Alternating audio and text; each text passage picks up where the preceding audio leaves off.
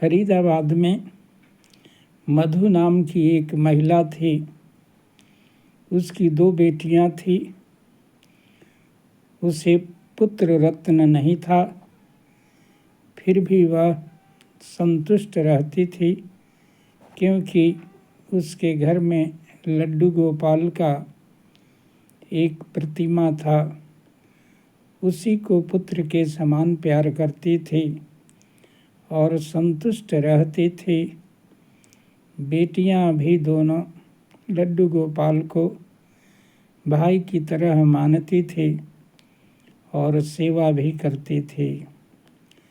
इस प्रकार से उनका जीवन खुशी खुशी पूर्वक कट रहा था। बड़ी बेटी की शादी तय हो गई थी। लोगों ने, घर के परिवार ने सोचा कि शादी के बाद यह ससुराल चली जाएगी, इसलिए गर्मी के छुट्टी में कहीं बाहर घूमने चलना चाहिए। और पूरे परिवार का प्लानिंग बाहर घूमने जाने का हुआ। गोपाल जी को भी ले जाने की इच्छा हुई, लेकिन गुरु जी ने कहा कि बाहर में होटलों में भक्ष खाया जाता है, लहसुन प्याज किसी का परहेज नहीं रहता है, कहीं कुछ खा लिया हाथ नहीं धोया।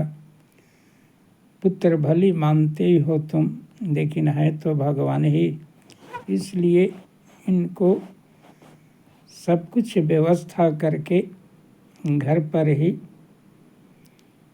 मेवा मिष्ठान जो भी व्यवस्था करना है, कपड़े लत्ते पंखे इत्यादि लगा करके भगवान को सारी व्यवस्था करके तुम जाओ और मन ही मन भगवान को वहीं से भोग लगाते रहना।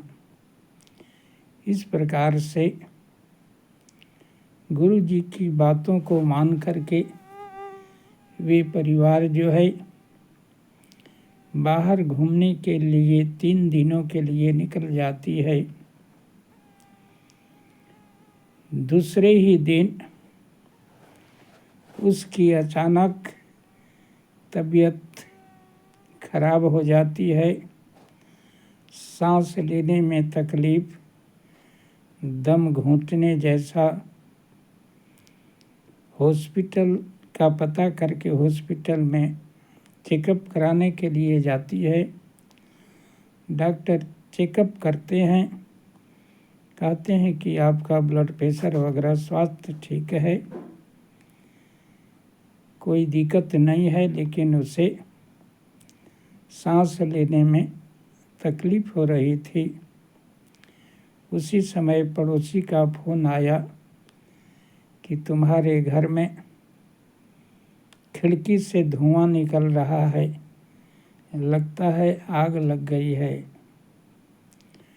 उन लोग घबरा जाते हैं, क्योंकि शादी का सारा गहना और कपड़ा ठाकुर जी के ही रूम में रखा हुआ था। इस प्रकार से फोन लगाने का प्रयास किया और वहाँ से निकलने का प्रयास किया कि तुम लोग ताला तोड़ करके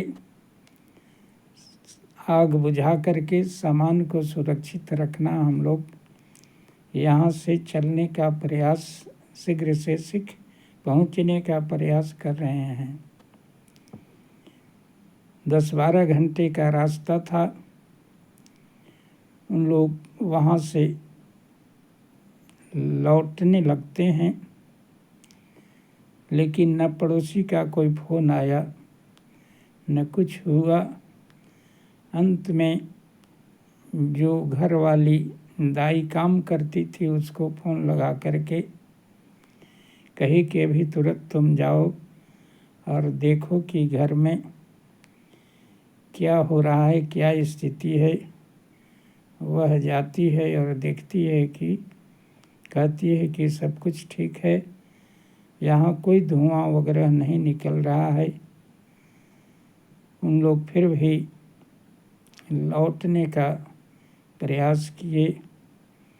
रात्रि को 11 बजे घर लौटे, दरवाज़ा खोले तो देखते हैं कि ठाकुर जी का आसन, वस्त्र और स्वयं ठाकुर जी जल करके काला पड़ गए थे और बगल में सारा शादी का सामान रखा हुआ सुरक्षित था। बहुत दुखी हुए और ठाकुर जी की हालत देख करके बहुत रोई। लेकिन किया जा सकता था कि ठाकुर जी सारा कष्ट अपने ऊपर ले लिए।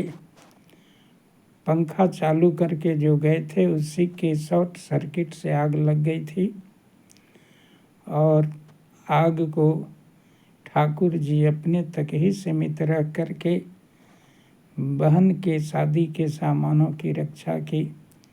इसलिए गुरु जी कहे कि इनका चंदन का लेप करो, श्रृंगार करो, जलने वाले दवाई का भी लेप करो, ठाकुर जी ठीक हो जाएंगे। 1 हफ्ता के बाद ठाकुर जी स्वप्न में आए और कहे कि अब मैं ठीक हूँ। इसलिए अपनी बहन के शादी की रक्षा के लिए मुझे खुद ही यह आग को झेलना पड़ा। तो ठाकुर जी भक्तों के लिए अपना पर संकट ले लेते हैं, लेकिन भक्त को संकट में नहीं आने देते हैं।